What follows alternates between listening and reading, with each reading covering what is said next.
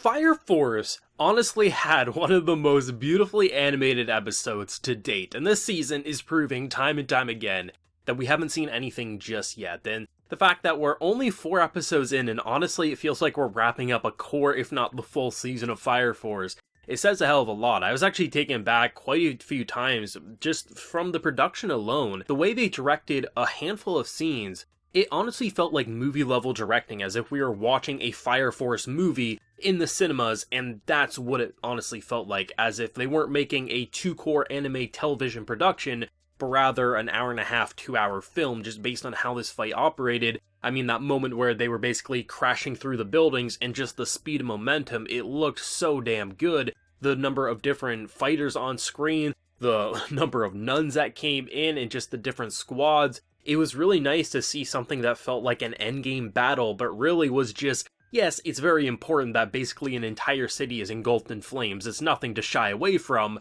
but this is the way the kind of like as the Avengers assembled in this episode. You thought it was the end. You really, really did. Yet this is just the beginning, and that's kind of mind-blowing. Honestly, this episode slapped. I mean, just having characters who can literally walk, and each step they take, an explosion happens. And you got characters like Shinra who generally are pretty badass. I mean, the speed, the momentum, the velocity, the power of the impact. He's a pretty powerful force. Yes, he's been tossed around, but to have basically all of his best moves be intercepted at every step of the way when he's trying to retreat, this dude comes out of nowhere like he's basically Sonic Speed and just drops him to the ground. It is kind of insane to see that. On one hand, I'm like, my boy Shinra, kick his ass, he deserves it, but then on the other hand, I'm kind of rooting for him because I'm like, I kind of want to see how far you can push our characters. As crazy as it sounds to say, I was honestly hoping in this episode that Shinra would lose and Inka would end up going with the cult. Not because I wanted her to become pure evil or anything like that, but I think it would be the most interesting for the narrative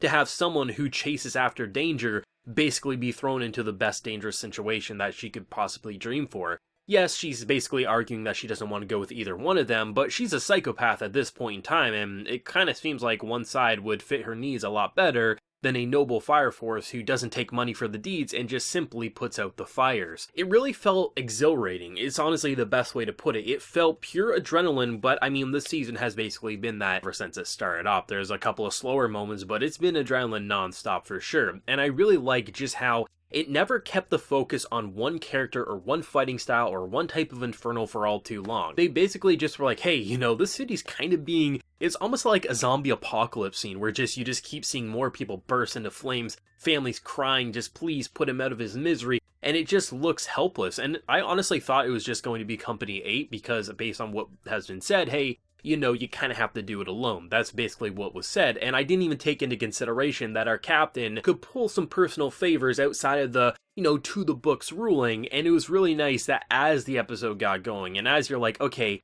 you have literally one nun, how are you going to put out all these Infernals? And it started feeling like an Avengers scene where just people kept showing up. You got Goliath-looking characters, you got Bubblegum, you got Icy Winds. It felt like everything that's kind of been built up through the first season was kind of coming back and saying, hey, the relationships that we've either formed or mended or just kind of crafted from new, it really does matter, and situations like these, even if it's in your jurisdiction, we're gonna come help you because this is absolutely insanity and you need our help the same way you would come for our help, you know, if we need it or even requested it. Hell, we probably wouldn't even have to request it. Shinra and Arthur would come crashing down anyway. It was really nice to see that, and how it honestly went from a helpless situation to like, yeah, you know, they can do it, to then like, oh no, they're totally screwed, to then we can let out a sigh of relief, but then remembering that if this insane character goes with insane characters, you know, we're not going to be able to feel relieved all that much. And that was really fun, I have to say, and I have to compliment the visuals. The directing just felt incredibly cinematic. There were so many times where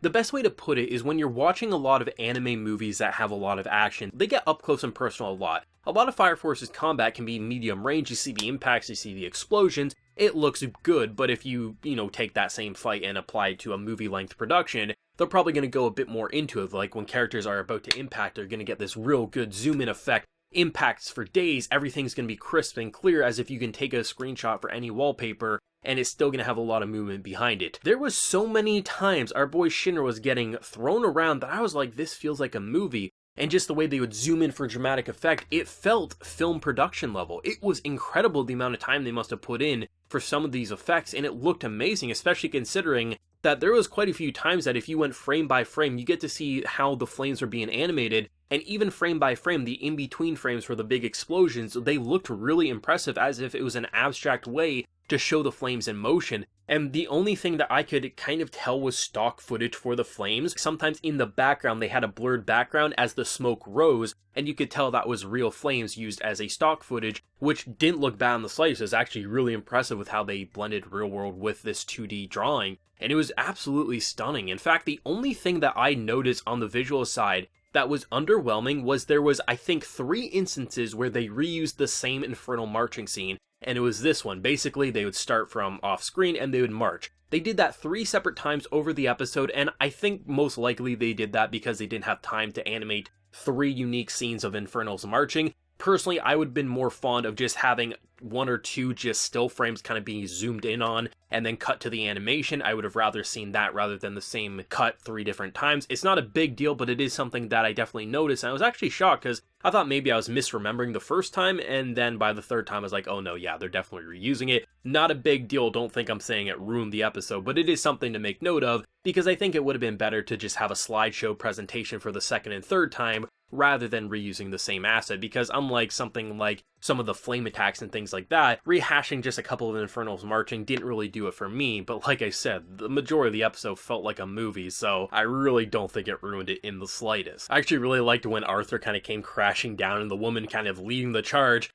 basically was complaining like, hey, every time you're around I can't give my orders. I thought it was hilarious. I think it's like the perfect match for Arthur just because he's such as like, I'm a knight, I'm a powerful warrior, and he sees her as an evil witch, and she's just like, bitch, I'm just trying to give my orders here. It was really entertaining. I really enjoyed that. But honestly, it's very fun to see characters like Shinra pushed against a wall after some amazing training last season, after some amazing fights already this season, and feel like he's just a little speckle in comparison to this giant beast of an organization, and he has a long way to go, especially if he wants to save his brother, which honestly, seeing what he just had to fight up against, seems like an impossible feat. But then again, he's about to use his rock maneuver, which is supposed to be for extreme situations, so maybe that will get him out of it. Though I have to say, Inca and just her web of basically starting the flame, that was impressive, but also has me wondering if it's going to be a downside for her, because some of the times where she starts an explosion, it's a simple, hey, boom. But then she had this giant web that she literally, I don't know how long it actually was in real world time, maybe it was actually quite quick,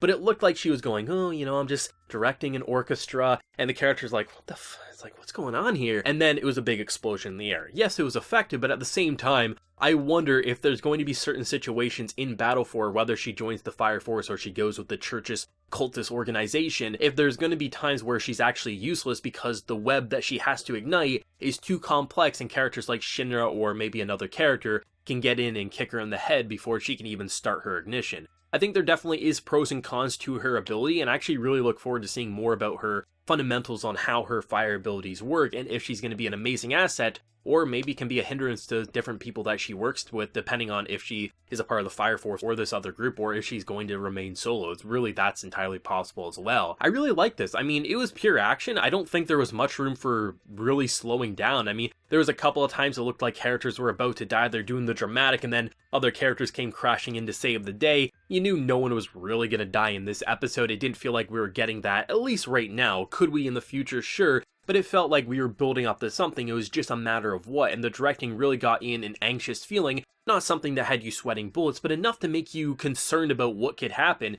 Even if characters aren't dying, it's very possible that they could be wounded and not be able to fight anymore, and that can maybe even be more painful than a death for a fan-favorite character. And it was really nice to see how they brought in these characters, and it didn't feel like random characters, but rather, you know, our Fire Force has butted heads with them, they have fought alongside each other, the relationships make sense on why Captain Obi was able to recruit these people even going against orders of the High Command, so it was really nice. The only thing in this entire episode that honestly rubbed me the wrong way and slightly brought down the episode for a brief moment before immediately coming right back up was Tamaki. I mean, this girl, it's just sad because she honestly has one of my favorite fire abilities. I think the whole like Neko fire design is amazing. And they introduce her as a nun. I was like, okay, this seems good. And then immediately they reintroduce, oh, the only thing she did on screen was basically trip and strip. And some people are going to argue that it's being overly critical. Some people are going to say it's just completely shit. I'm disappointed because I think her character actually has room to be interesting. Yet, for whatever reason, all she's there for is sexual comedy scenes. And I'm like, I don't get it. Hopefully, eventually, she'll become something more, but I guess time will tell. It kind of seems like her outside of combat scenes is sexual jokes, and then her in-combat scenes are actually pretty badass. I would rather, if we're gonna, keep her just like this one note, maybe give her more on the combat side because her abilities are absolutely badass. But besides that one little hiccup and just, the reuse of the Infernos walking in, this is a damn close to perfect episode, and visually was probably one of the most stunning Fire Force episodes to date. And if this battle does continue for a majority of next week, I can only imagine where they're going to take it, because honestly, Fire Force is exhilarating. It is amazing. I'm loving the characters. I'm loving the story. It feels painful. It feels relatable despite honestly having a lot of supernatural elements, because the way the characters respond and how you really believe like they cannot just kill these people. They need to put them to rest to give their families peace of mind, and they're willing to give their life for that prayer. It just feels like, as coming from someone who's not religious, it just makes you really buy into why they're doing it in that way, especially considering they got demon infernals in this episode, and that demon infernal has me so excited and so concerned with what they're going to do, and the fact that they can find new ways to spice up the infernal formula is great. And honestly, this was a pretty horrifying episode. We didn't get too much of actually watching characters like burst into flames and turn into it, because when Fire Force started airing, the whole Kyo anti-fire happened, and they definitely made some cuts so they wouldn't show as many just humans burning into it. Rather, we would just see the infernals after they were ignited. So it's actually kind of horrifying seeing what could have happened in Season 1, but honestly, I love it, and it does give it a very unearthly feeling, and it's quite exceptional. But as always, let me know your thoughts and opinions on Fire Force Season 2, Episode 4 down below. Did you love it? Did you hate it? Your favorite moment? Whatever you're feeling, do let me know. If you enjoyed the video, be sure to leave a like to show your support, and remember to hit that subscribe button if you happen new around here. So until next time, everyone, please take care and have a good one.